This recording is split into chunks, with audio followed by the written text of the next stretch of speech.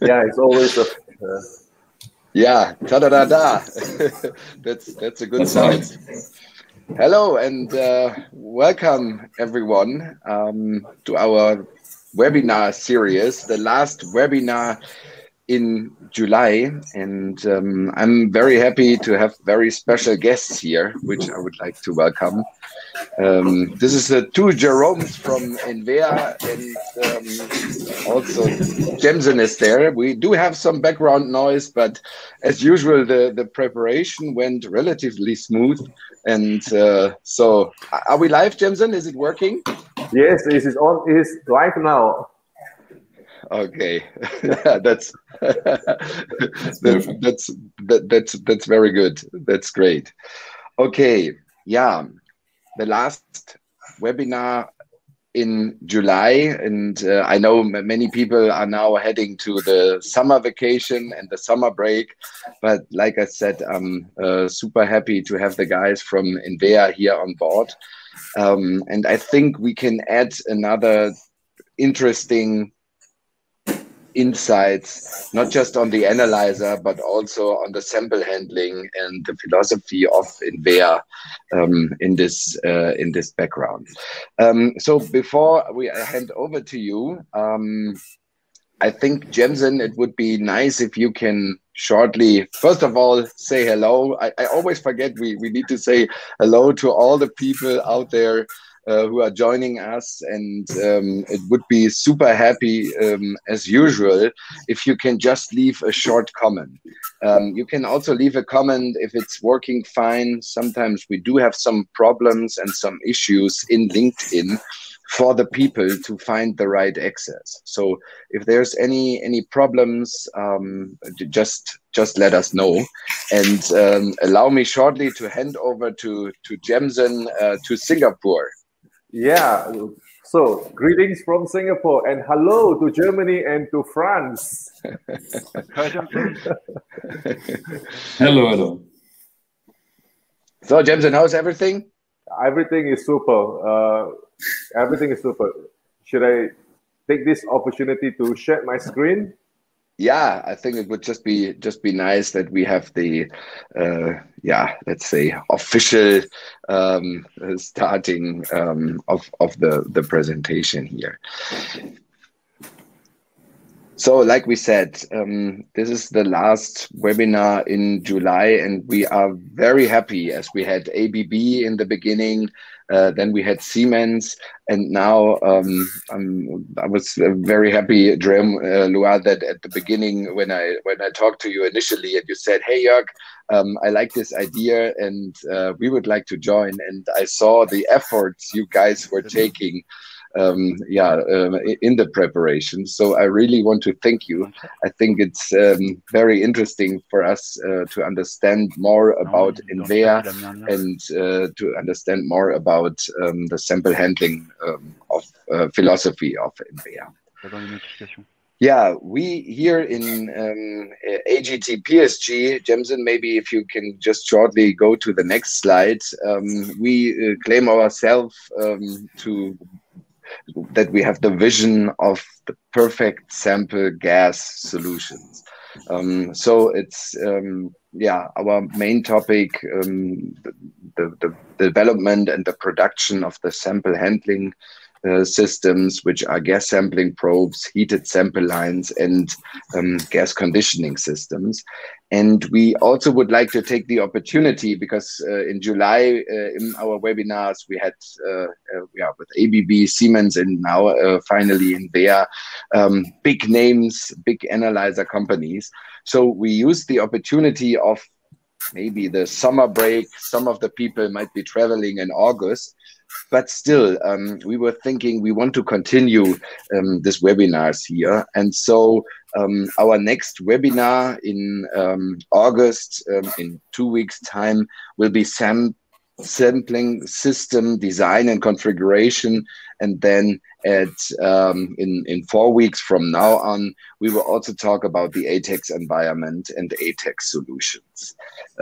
I don't know, but maybe it was public. We had a very, very big incident and a very big explosion in a waste incineration plant very close to Cologne in Leverkusen.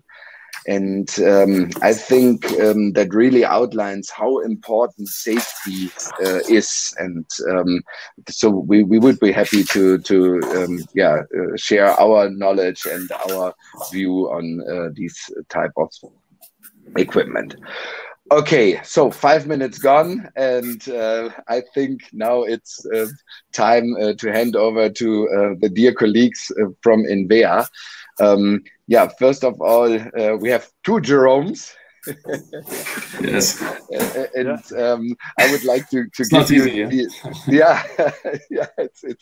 it's not easy, but I would like to give you the opportunity just shortly to introduce yourself, and then I saw you started a very good presentation, so we are happy to have you on board and very excited to hear what you have to say.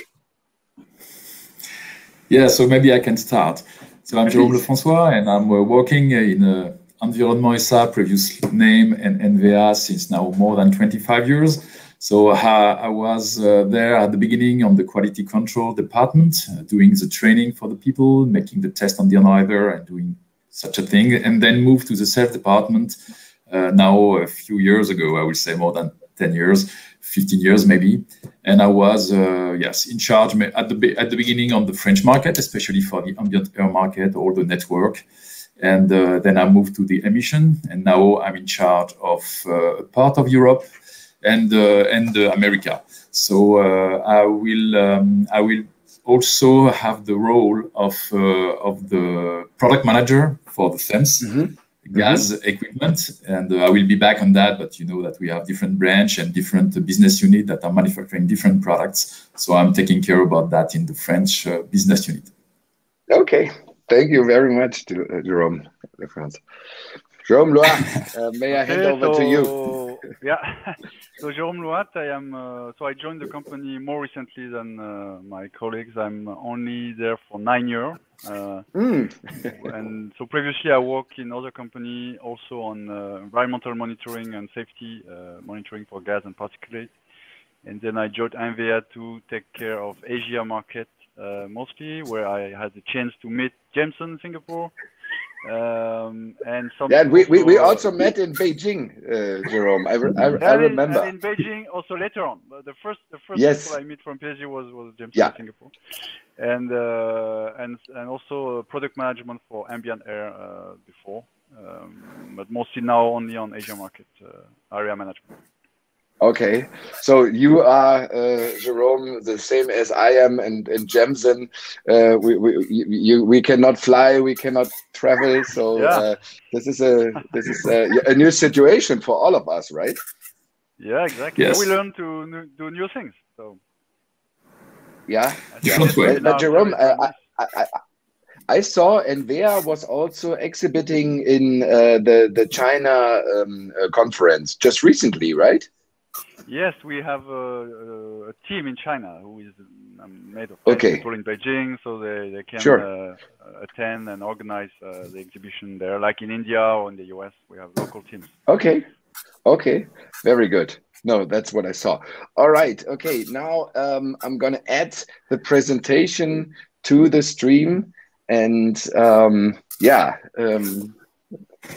you can feel free to get started. Okay, we can start. So as usual, I will make a small introduction regarding ENVEA. So as I mentioned before, it was also well known as Environnement SA. It was a previous name of the company, and we changed because now we are more and more in the group.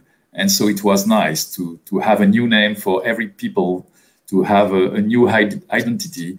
And so to have a team view and not anymore a business unit view.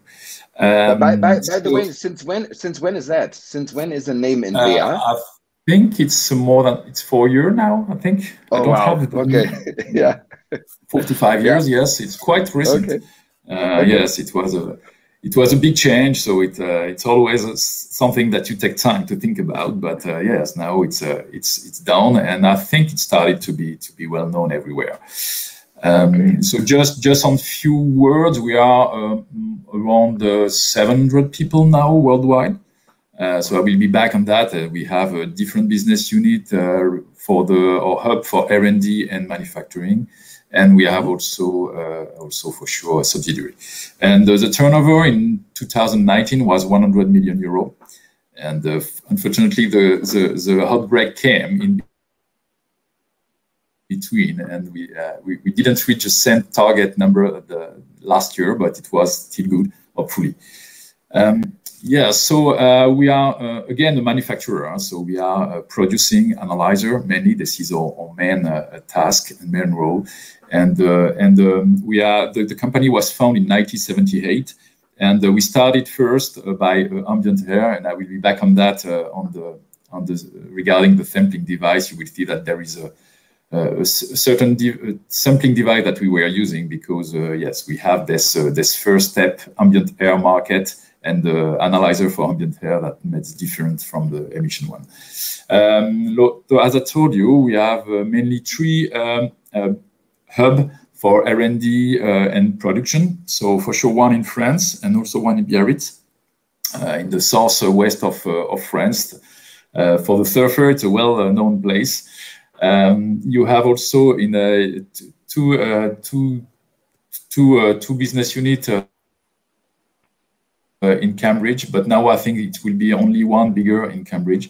And we have also in Germany in three sites, Frankfurt, Schlingen, and Munich. So Frankfurt, I know that it's not so far from you. Yeah.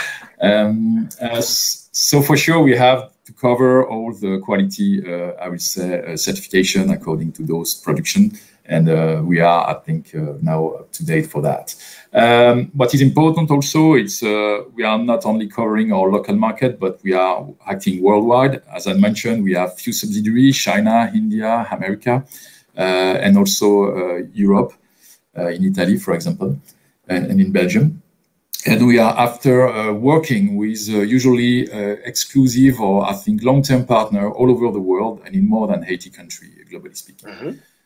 And according to that, for sure, we are also obliged to cover the main certification in every country. So we have also, with our analyzer, a large certification cover on different countries like Korea, China, for sure, Europe, that makes sense, USA, and so on.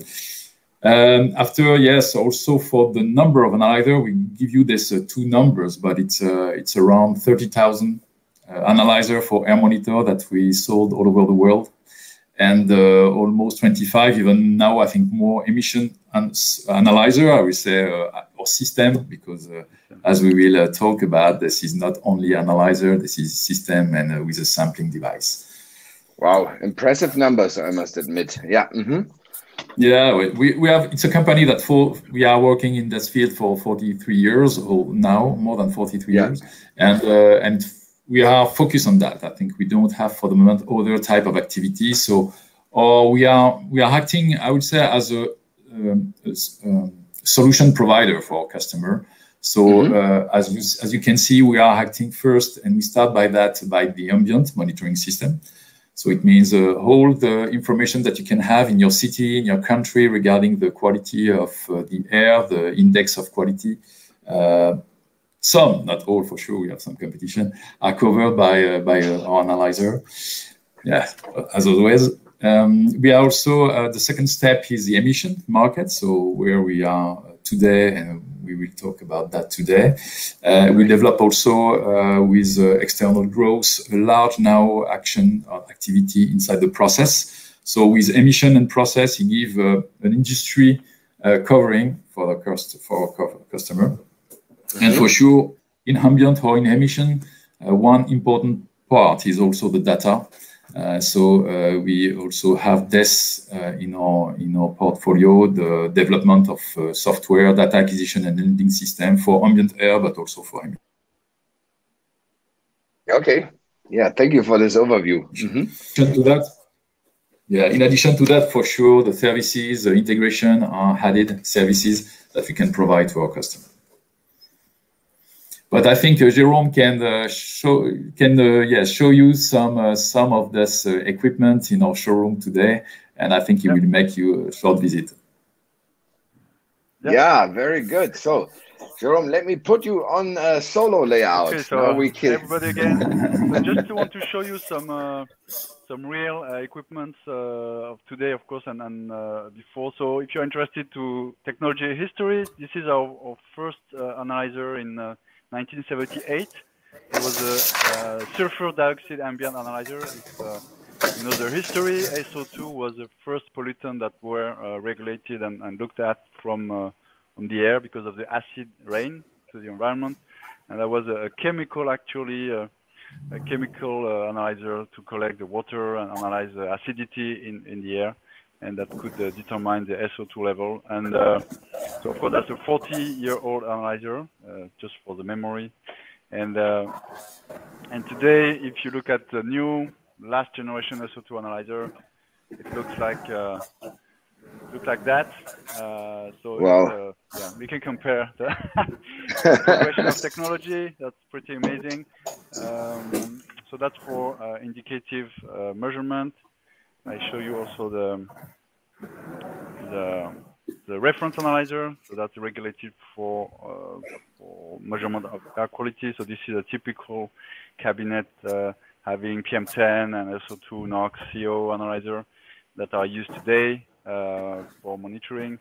And the interesting thing about this cabinet is that it's pretty much the same for dilution CEMS systems, where you have the NOx and CO and SO2 analyzer with a diluting system.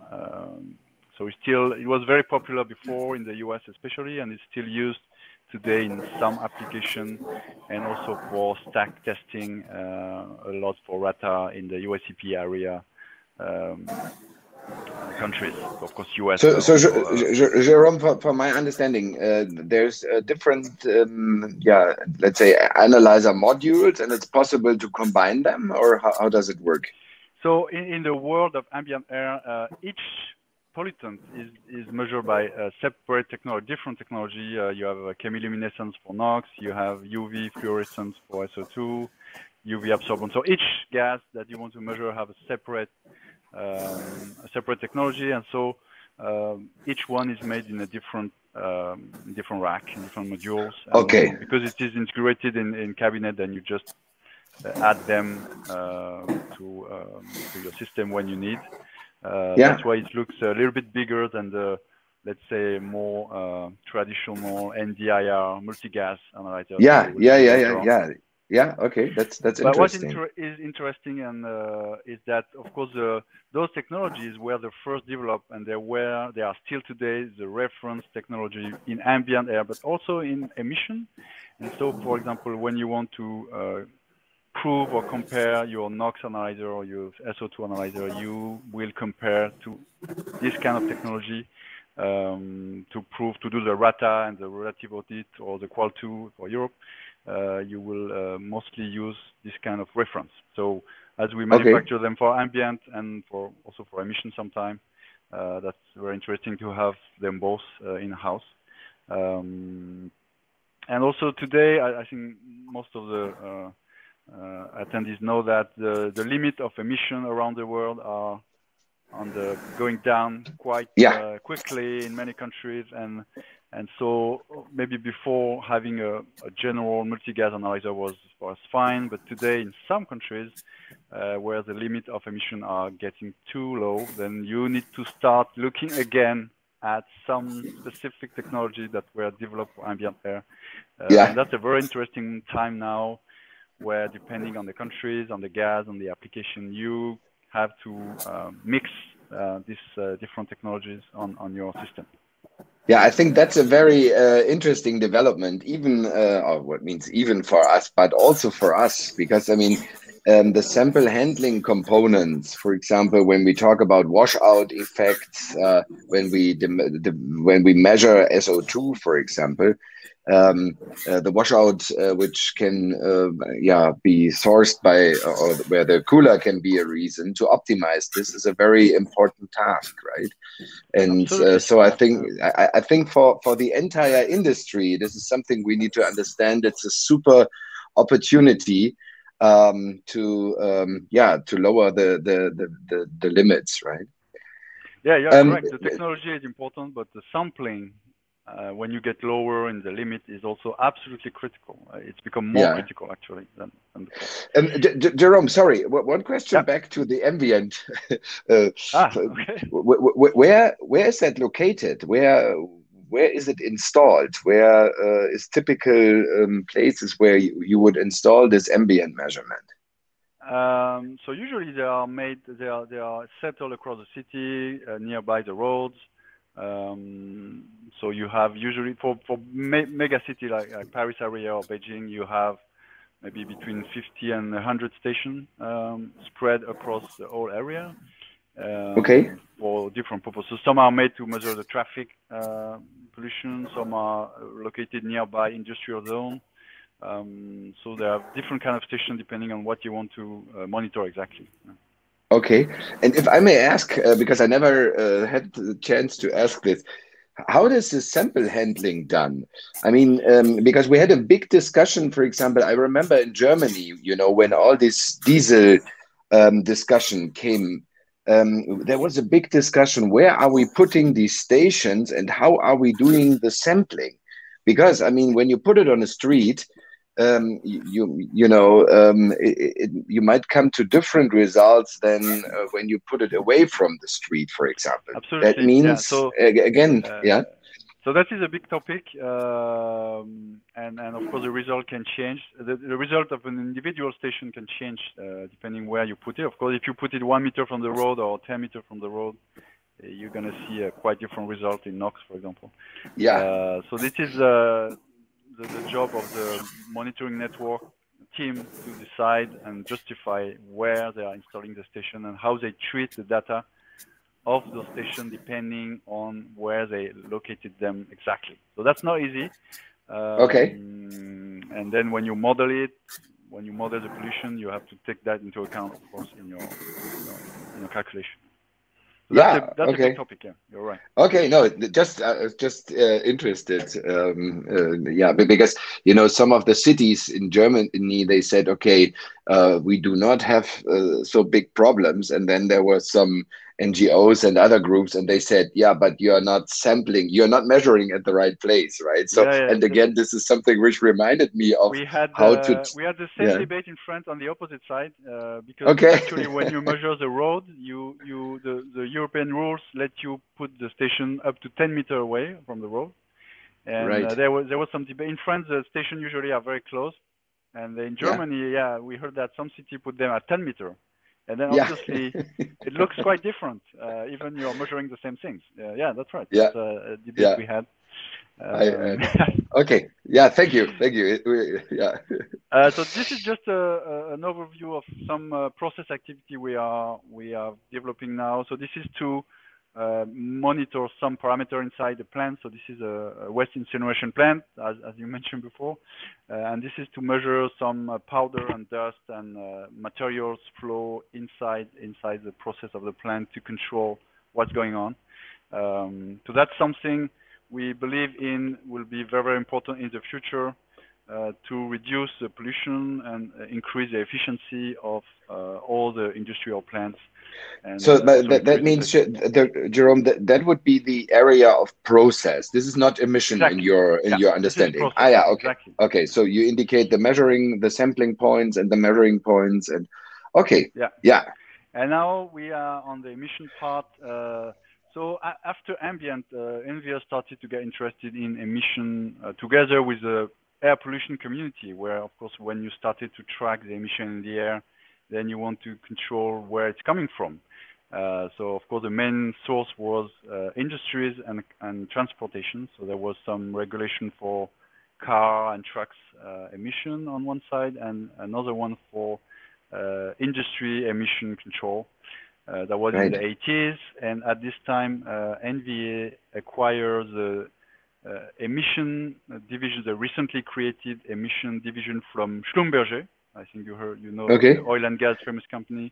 They started to develop some emission system, and finally they decided that it was not their priority, so ENVEA took over their team and analyzer that they started to make, and we continue and mix them with our knowledge of ambient analyzer technology. And they bring us what's very important we acquire from this team is a sampling, is a knowledge of the sampling issues and expertise that we didn't have from the ambient, and that was very important for our building our knowledge. So this is some example of product we do in situ. So this is, we do not require sampling for those analyzers. So you have a laser cross stack here. So mostly this is for process also. In very high temperature or high dust part of the plant. You have a ultrasonic flow meter here. You can see the very typical 45-degree angle in the stack. Right. And you have dust analyzer here, the backscatter analyzer and the forward scatter analyzer, which are used in different cases depending on how accurate you want to be, how big is the stack, and yeah, it's like gas. You have the different technology or different solution depends on the regulation, the application, and the stack configuration. Sure. Jérôme, is dust still a big topic, or I mean, you are looking into areas, I would say, especially Asia, because you're responsible for this.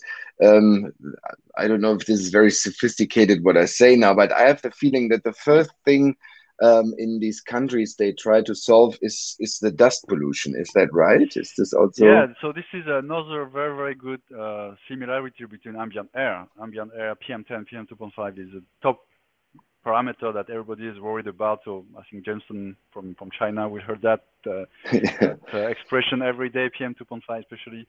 And of course, the same translate into the industries where dust is a very, very big concern. And of course, as the level and the limit value get lower and lower, for example, the old-fashioned opacity is kind of disappearing everywhere. Also, it was very, very popular for a long time, and now other scattering and this kind of new technology are getting in. And yeah, it's the same as gas. As the limit gets lower, you have to adapt and find new technologies. Yeah. Now, sometimes I have the feeling that, you know, dust is something you can see. So that might be the reason that when I think about India, for example, you know, you can sometimes really see the pollution, and yeah, also other areas in Asia, right? And the first thing they try to reduce is really the dust, because yeah, it's very obvious. Yeah, that's true. Yeah. So it's usually the most directly looked after parameter, but usually it's mixed in the process, in the sample treatment. When you want to reduce gas, you need to reduce dust, so it all goes together. You see in the regulation that all the parameter goes down at the same time. Yeah, absolutely. No, it's just very interesting to see your equipment there. Okay. If you're interested about dust, so I think Jameson know that China had a very, very strong reduction of pollutant very recently, and they had a few years to reduce their level very drastically, and they had to use scrubbers, wet scrubbers, and to measure the dust from the wet scrubber, you cannot use in situ because you're going to measure the droplets of water.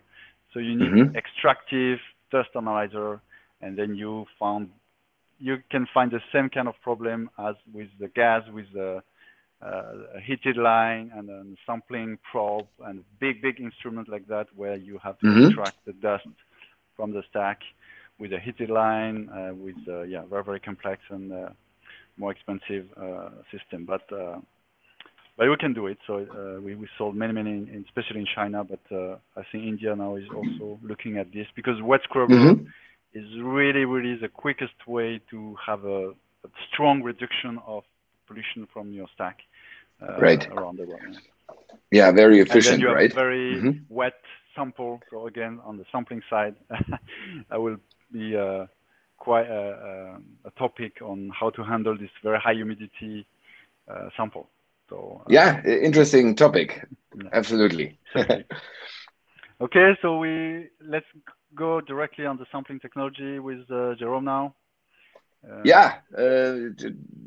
I will. Okay, so I will put this back to stream.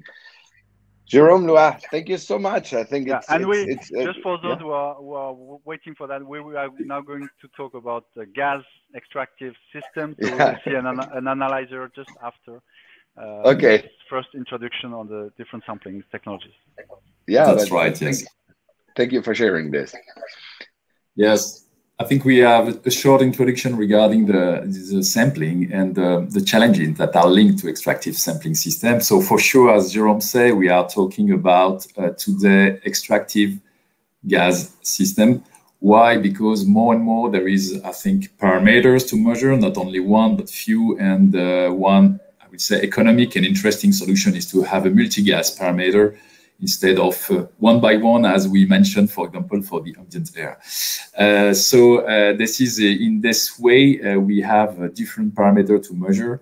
And the challenges, according to that, is usually those one. I think everybody is, agree to say that, I would say the sampling part or device, which is quite large, because with extractive system, it's a probe, it's a filtration device, it's a heated line, it could be a gas cooler or not, it depends of the type. And there is, in fact, always the same challenge. First, this is a type of parameter, the gas parameter type, and the concentration level, which is the first question that you have to ask. If, for example, you have to measure HF or CO, it's a completely different story. You have the dust content, dust load, which is always a nightmare, especially no more today on CEMS, but on process side, and I think you know that well, Jörg and Jensen. On process side, it could be a really nightmare on some places. The moisture content, Jérôme already mentioned that, but it's also something that could generate some troubles inside the sampling device. And after, for sure, the flue gas temperature with the moisture content that can create water droplets, or I would say a sample which is saturated in water. So it's also a part to take care. And for sure, after, there is all the small other things which are around those main parts, which are how is accessible the sampling device, what is the stack diameter, is there a double stack, or is there the cold point between the configuration, vibration, many points that I think is quite good challenges to have when you have to select a sampling device. Yeah, and Jérôme, if I may add one point, I mean, we saw that you are a very international company, and I think it's always very interesting to understand. You know, in some regions we have to measure, especially when it's at the stack, and it might be outside of the stack. You might have minus 30 degrees C, right?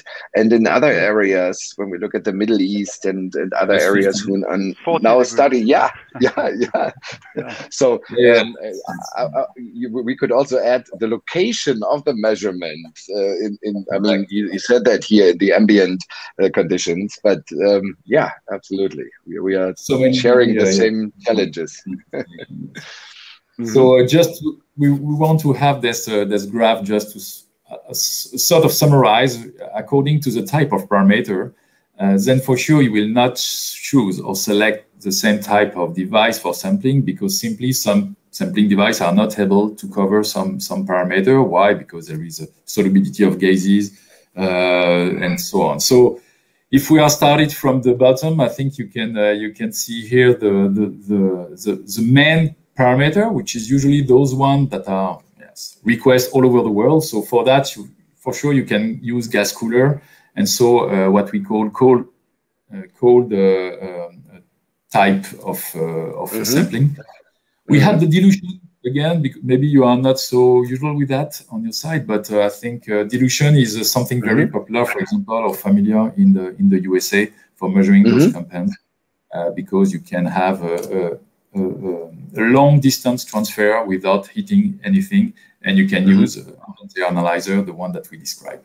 And so for sure, when you reach HCl, HF, mercury, and ammonia, then you are increasing your, I would say, type of sampling in terms of you don't have to try to catch any or to trap any of this parameter inside your system. So usually we are moving permeation or hot wet in situ in some cases for one only parameter, but when you are usually talking about multi-gas parameter, then in situ have its limit in this case. Yeah. So this is for the parameter type, and this is the first choice to made according to the reactivity of the compound. That's a nice overview, by the way. Yeah, I never saw it arranged like this. Jemson, what do you think? Huh? Yeah, in fact, I was quite pleased after so many years. From this simple configuration, I saw that, hey, this is what, he can put all these things together, consolidated in just one red and one blue line. Yeah, how nice by looking at them. Yeah. You can change the color if you want. Yeah.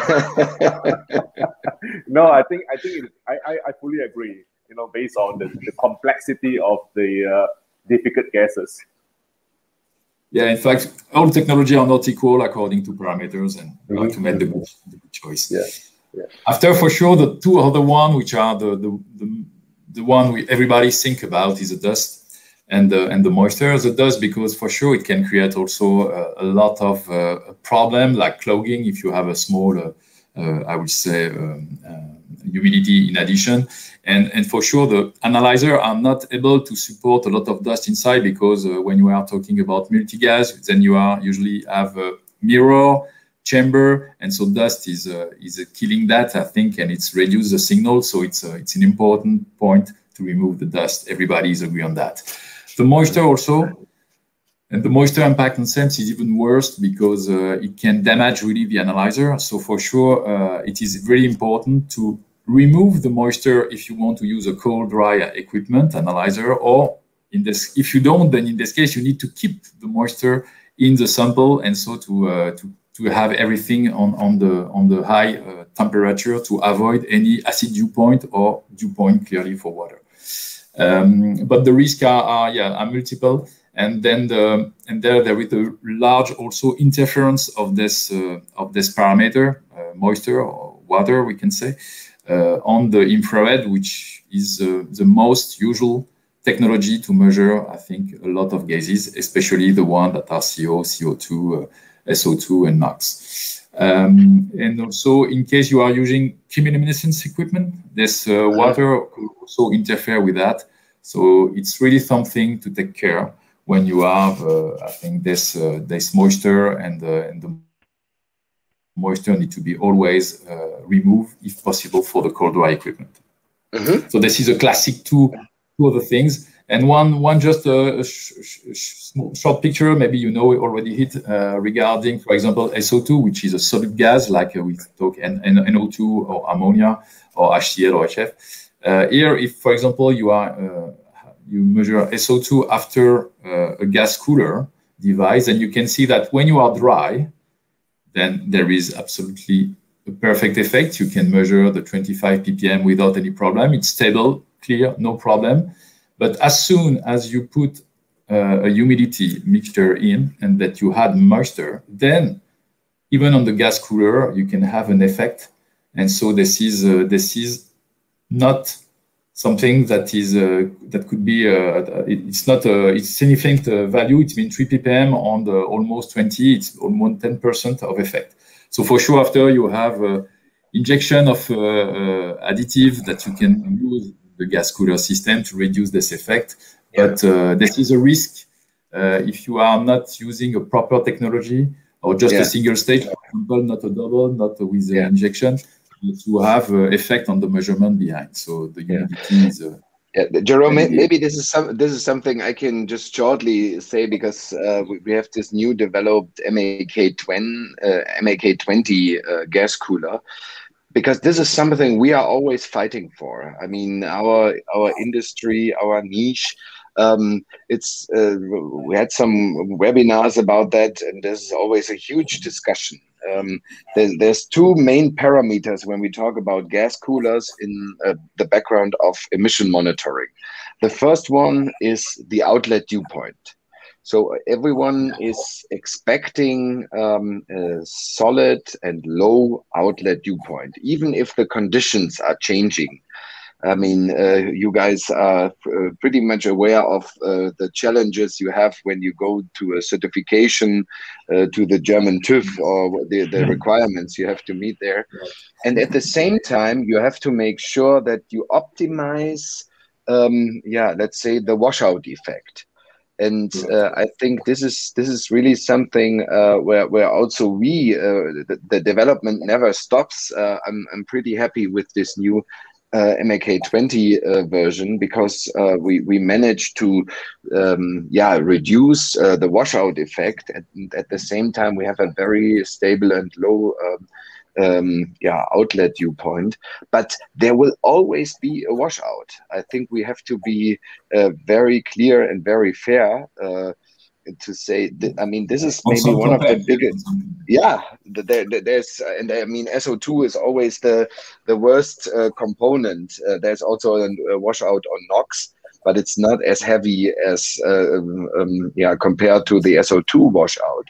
And but I think it's very, very interesting, because when we look at China, for example, Jérôme LOUAT, they reduced the SO2 emissions quite a lot, and then 35 milligram limits. Yeah, so even lower than in Europe, which was something I could not believe at the beginning, where I said, okay, is that really happening? But sorry, just to, because that's that's right. So I think for sure the technology, even the gas cooler are progress all the time. So I think this washout effect could be reduced. But it's also one thing important, as you mentioned, is as soon as the emission limit value are decreasing, then, for example, such an effect, maybe if you have, I don't know, to measure 500 ppm of SO2, okay, you can accept to have a small effect. It's not so impacting.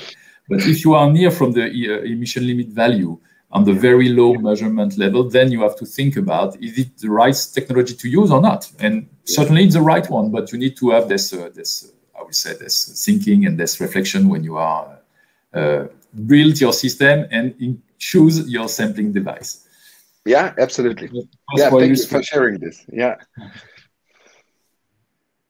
Yes, after, as I told before, we are manufacturing of gas analyzer first, but due to the fact that we start emission also monitoring quite early, and there was at this time a challenge regarding HCl, we decided also to produce, I would say, a gas sampling system and complete system to be able to manage exactly the type of sample we want inside your analyzer.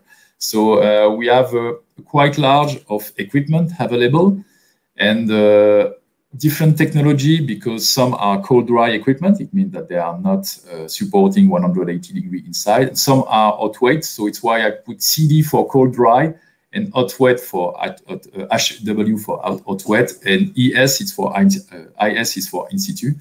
And so this is all our solution today that are linked more or less to the emission. Even the last 300 XD can be also used for process, and this one also. And you can see the different type of sampling that we can use in front of that. So for sure, in situ, for the most of the time, there is no sampling, direct measurement, even if you have the same problem with dust, humidity, and temperature, and even pressure. And here you can see, in fact, according to the technology, then you can decide to use different type of system to cool down the gas and to remove the water. So gas cooler, for sure, is a main and usual application for some gases like CO2, SO2, NOx. But after, for different analyzer, for example, this one, the FECMIR, is able to measure HCl. And why? Because we are using a drying membrane instead of a standard gas cooler, and directly at the sampling point, not at the analysis. So it's funny to see that according to different technology, then you can use different type of sampling device, and you are not doing the, I will say, the modification of your sample and when you want to dry it at the same location. Yeah. Okay. So I got it. Yeah.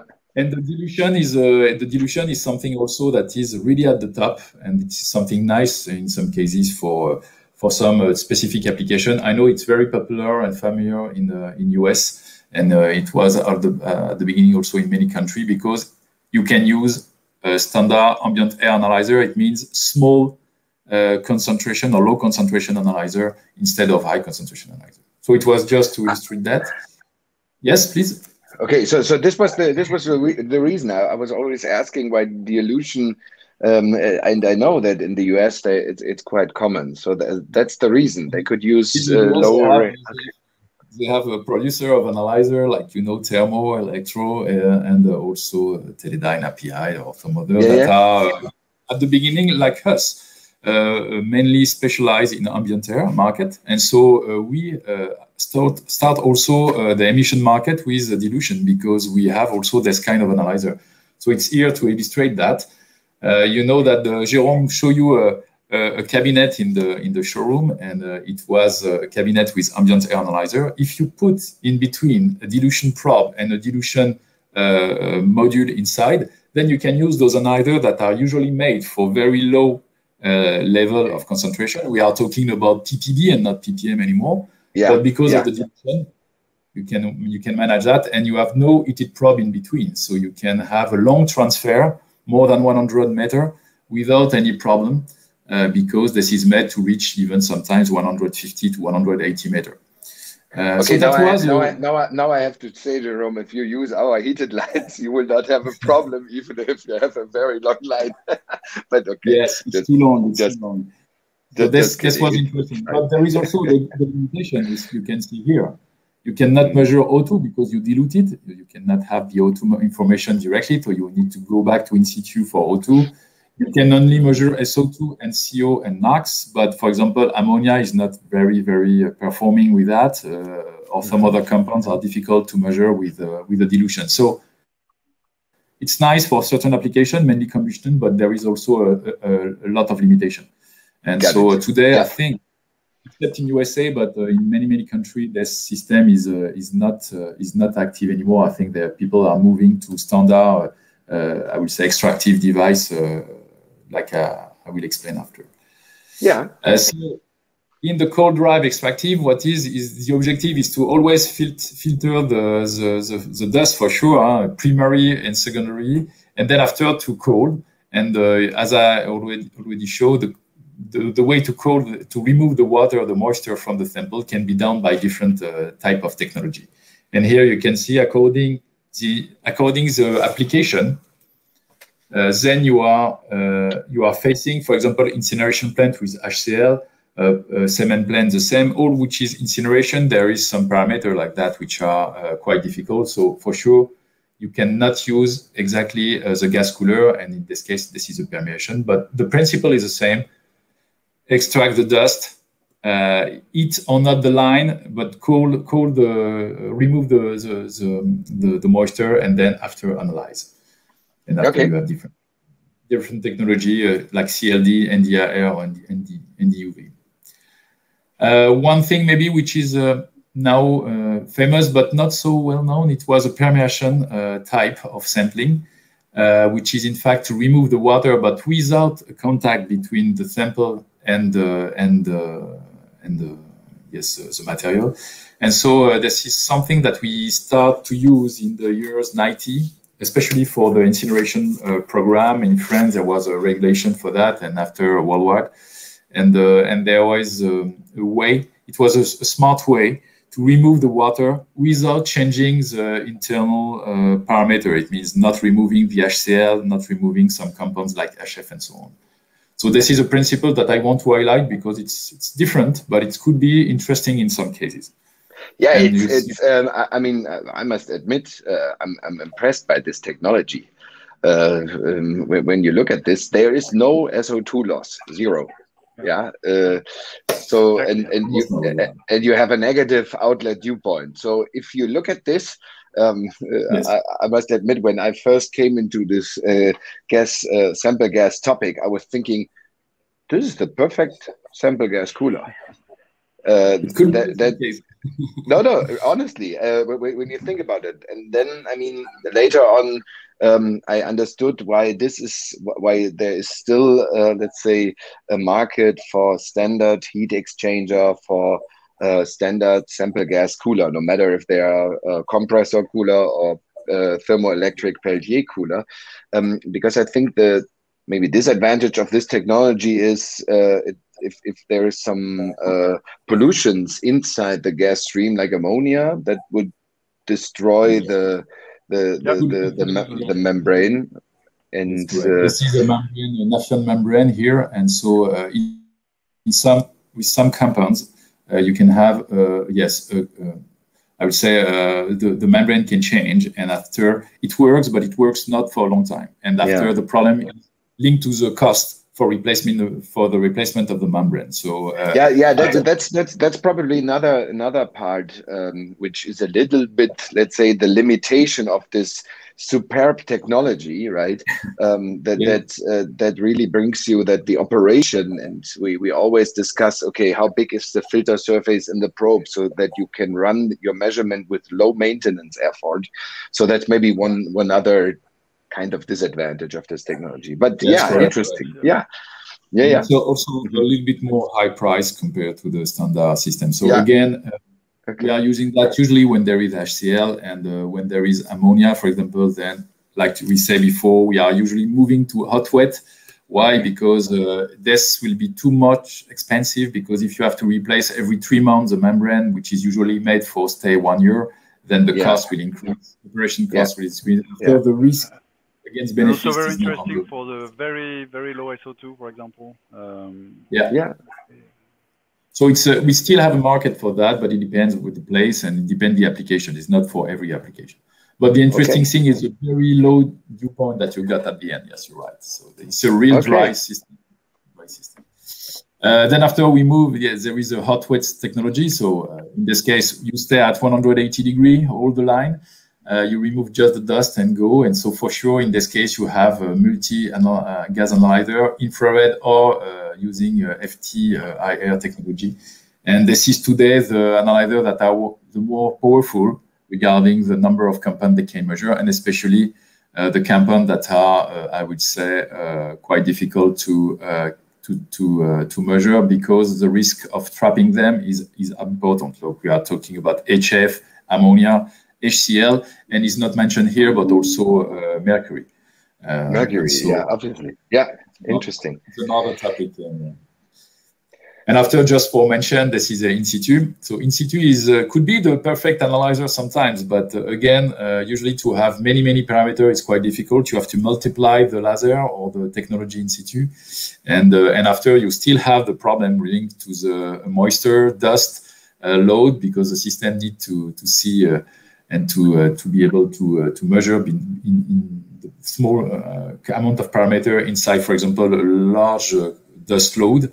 So it's not so easy too. So again, this is a technology that is addition to the portfolio, and we can use from time to time. But thank you for sharing this. This is one of my favorite questions I always like to ask our guests here. Do we have to worry about the future, because in situ will take away all the extractive measurements? And I think, Jérôme, you already answered this question. That's not what we are seeing. Huh? No, this is a reverse that we can see. I think a lot of, even us, we are expecting a lot for the in situ system. And in fact, it seems that people prefer to use extractive. So for sure, when we are seeing all those challenges linked to the sampling device and to the extractive system, you can say, yes, it's crazy, because it seems to be very difficult. But in fact, when you have a lot of benefits too, because most of the time when you are doing an extractive system, then you are displacing the analyzer at a level where the people can access easily. They can do control, they can do maintenance, and and they like to do that. And again, the number of parameters is increasing all the time, and so it's easier to have everything in a shelter or in an analysis room at a zero ground level, instead of everything on the stack outside with all the what we say before. It means temperature variation, vibration, be able to go there under condition and so on. So I think today. I don't see this risk as a massive change for movement. Okay, that's good news for us. So your business is there, no problem. That's good news for us. Okay, we have to have a look at the time a little bit. We pick up a little bit. So we'll focus just. So according to that, again, just to highlight, we were before really in the development of a solution of a system, including the sampling device. Now, I think we know that for the future there will be other challenges, and also one of this is to be able to match with existing sampling device, and not only to be able to provide to customer a complete solution all the time, but sometimes only the analyzer. And so we have in mind to develop this I would say type of universal analyzer, and with in hand what are the future trends for CEMS analyzer.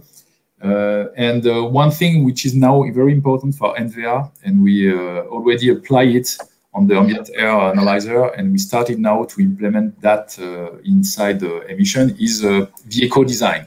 I will say the fact that there is the lowest greenhouse gases, I will say, effect or carbon footprints effect as possible. So this is why we have this in mind. For sure, after it have to be easy to integrate, so easy to replace, to update on an existing system.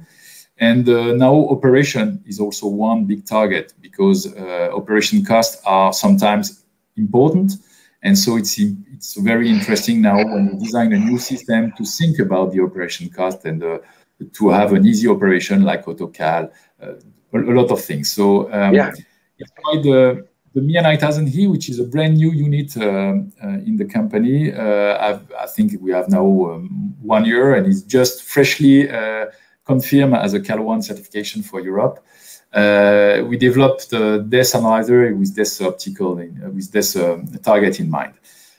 So it was an objective to have a larger number of parameters that you can find at the moment for standard gases. When I say standard gases, this is for the combustion application mainly. Right. Yeah. So we can make this main parameter, SO2, NOx, CO, O2 with this analyzer. We can also have the greenhouse gases, which could be had in addition to have a pack to measure this. I think today it's not too much request, but I think it will come more and more in the future to have a possibility for a company to be able to give an index of carbon emission based on those main parameters. And one thing which was also very important, and that came from the past and from other analyzer, the moisture.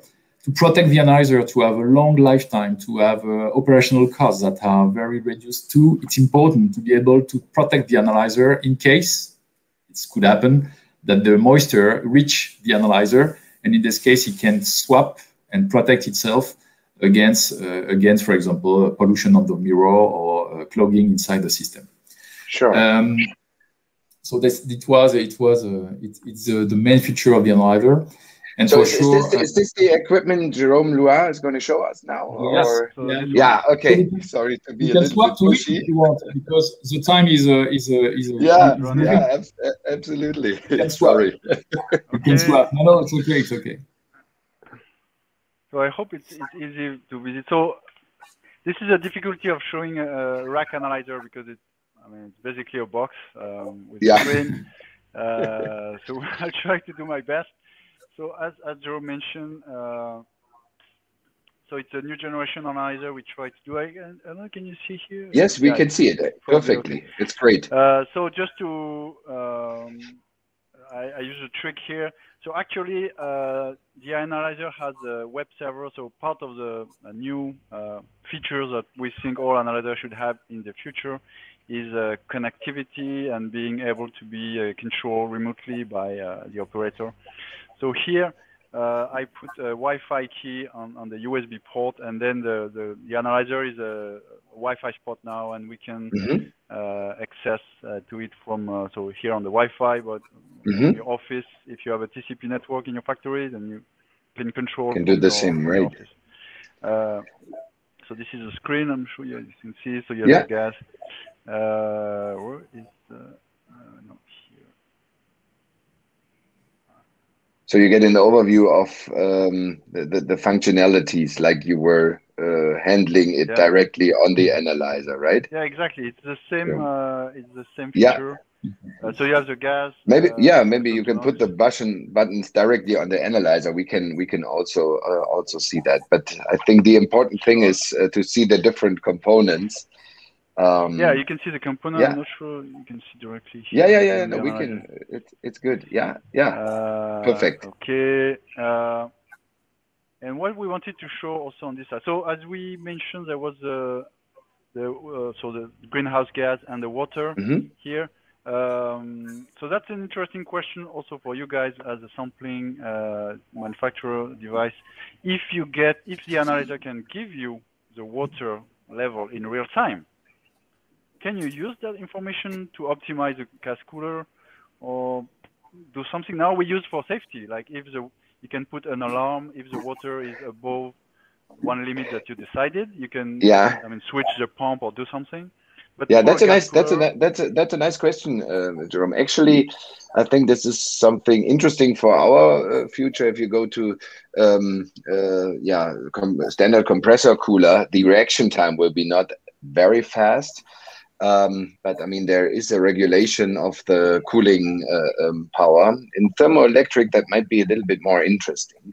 And at the same time, what we have is many options. For example, to have a moisture sensor or an alarm. But usually the moisture sensor is actually a liquid detector, right? Right. Yeah. So it's too late. Here you can measure when it's going from 8,000 ppm to 10,000 ppm. You still have no water, but you know that your level is starting to increase before you actually have liquid water. Yeah, that's a good point. That's a good point. So that's food for thought. So you can find ideas later that can even optimize more the system. For us, we use for safety, and of course we use also internally. In our calculation, we correct the interference from the water. Right. So if there is more water, we correct the SO2 level from the influence of the water. And the other thing we really wanted to put in this analyzer is some PLC function. Usually on the existing CEMS system, you have the analyzer, you have the sampling, and you have a PLC, a separate PLC or data logger that is there to control the system. So that means another component that you have to buy, that you have to configure by yourself. So we wanted to put in the analyzer some function to control and to have some interaction with the sampling system. So for example, you can see the alarm from the probe, from the heated line, from the gas cooler, connected to the analyzer. You can connect all the electro valve for zero span head injection. So for example, here is a calibration. So you can make the zero calibration on the probe, on the analyzer, directly from the interface of the analyzer. So it means also from your office. You can that's really the next generation. That's impressive to see. So but no, sorry, Jérôme. I think a little bit we have to keep the time.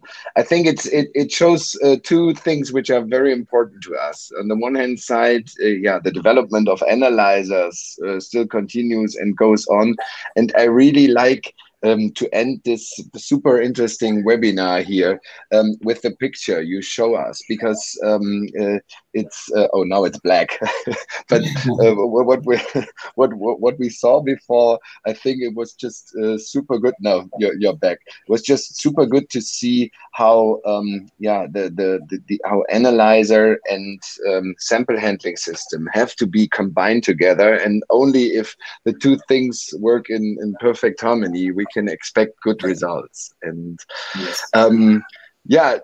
I must just say, my both Jérômes, thank you so much for honestly for sharing so much insights, for giving us an outlook, for showing us the latest developments. I found it very interesting. I hope also the other people attending this. And thank you for coming to us. And I know now the big vacation time starts.